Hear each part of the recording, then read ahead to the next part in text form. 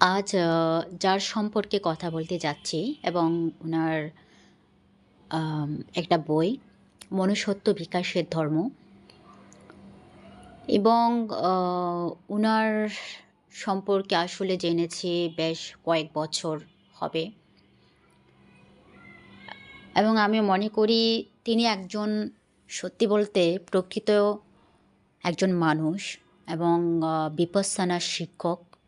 যিনি প্রকৃত অর্থে মানুষকে সঠিক দিশা এবং প্রকৃত সঠিক বুদ্ধির শিক্ষার সম্পর্কে যে ধ্যান পরিচালনার একটা ধারাবাহিকতা তৈরি করেছেন, এটা আসলে বিশ্বের নানান প্রান্তে বিপাসনা কেন্দ্র আছে, যেটার একমাত্র অবদান শ্রী সত্যনারায়ণ গোয়েঙ্কাজি। আমি অত্যন্ত এবং মন থেকে শ্রদ্ধা সম্মান করি এই মানুষটাকে।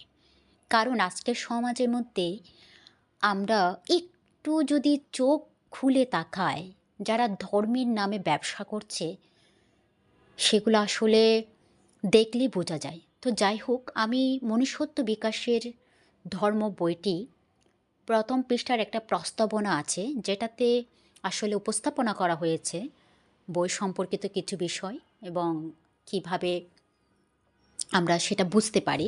তাই আমি প্রস্তাবনাটা প্রথমে পড়ব এবং চেষ্টা করব এই পুরো বইটা অডিওর মাধ্যম দিয়ে, ভয়েস দিয়ে যাতে আমি এটা অটল রাখতে পারি ধারাবাহিকতাটা। তো যাই হোক, বিদর্শনাচার্য শ্রী সত্যনারায়ণ গোয়েঙ্কা বিরচিত ধর্ম জীবন জেনে কি কলা শীর্ষক গ্রন্থে বঙ্গানুবাদ মনুষ্যত্ব বিকাশের ধর্ম প্রকাশিত হলো। হিন্দি নামটির আক্ষরিক বঙ্গানুবাদ করলে গ্রন্থখানির প্রতিপাদ্য বিষয় সম্বন্ধে পাঠকের মনে দ্বিধা আসতে পারে।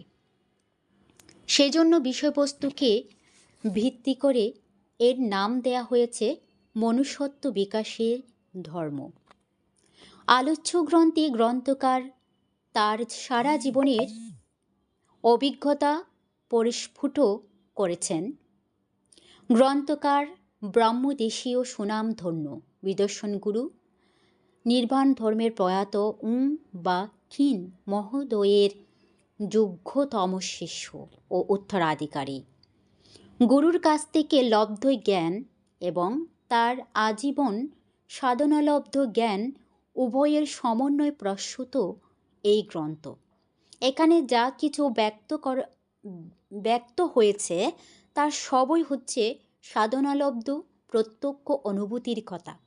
এতে কোনো পরম্পরার কথা নেই, নেই কোনো ধর্ম সম্প্রদায়ের কোনো দর্শনশাস্ত্রের অনুবাদ বা বস্তু সংক্ষেপ বা মর্মার্থ। এখানে নেই বিশ্বের ধর্ম ও দর্শনসমূহের কোনো তুলনামূলক আলোচনা।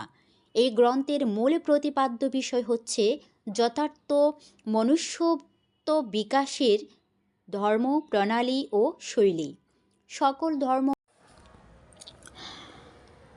ধর্ম মাঝে মানব ধর্ম সার ভুবনে। এই মানব ধর্মের স্বরূপ কী হওয়া উচিত? আহার নিদ্রা মৈথুন নানাবিধ সংস্কার ও অন্ধবিশ্বাসের ঊর্ধ্বে যেই যথার্থ মনুষ্যত্ব আছে, যা সর্বদেশে সর্বকালে সর্বসম্প্রদায়ে এক ও অভিন্ন, তার বিকাশ কিভাবে সম্ভব ইত্যাদি জিজ্ঞাসার যথার্থ সমাধান রয়েছে এই গ্রন্থে। যুগে যুগে মহাপুরুষেরা সাধনা করে গেছেন মানব জাতির সার্বিক উন্নতির পন্থা আবিষ্কারের জন্য। তারা প্রচার করেছেন তাদের এই সাধনালব্ধ সত্য। প্রকৃত সত্য কখনো একাধিক হতে পারে না, সত্য এক ও অভিন্ন।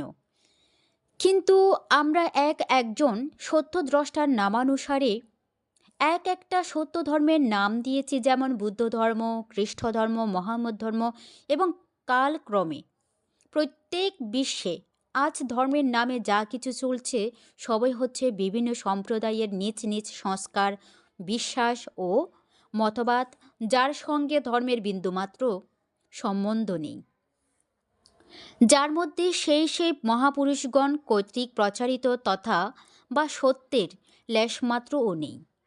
তাই আজ বিশ্ব আবার হিংসায় বিক্রুদ্ধ হয়েছে, স্বার্থে স্বার্থে সংঘাত বেঁধেছে। মানুষ নিজেকে নিজে জানবার চেষ্টা করছে না, তার কাছে এখন আহার নিদ্রা মৈথুনই পরমার্থ। বিজ্ঞানের চরম উন্নতি হয়েছে, শিক্ষার আশাতীত অগ্রগতি হয়েছে, কিন্তু তথাপি মানুষ মূল লক্ষ্য থেকে ভ্রষ্ট হয়ে গেছে। সেই যা কিছুই করছে সবই যেন ওই আহার নিদ্রা মৈথুনকেই কেন্দ্র করে সব করছে।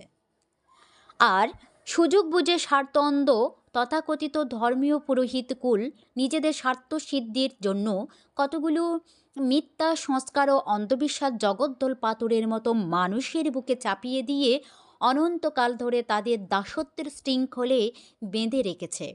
তাই কল্যাণ মিত্র গোয়েঙ্কাজির তার ধর্ম জীবন জিনে কি কলা গ্রন্থের মাধ্যমে মানুষকে সে দাসত্ব থেকে মুক্তি দিতে চেয়েছেন। তার বক্তব্য হলো সংক্ষেপে এইরূপ।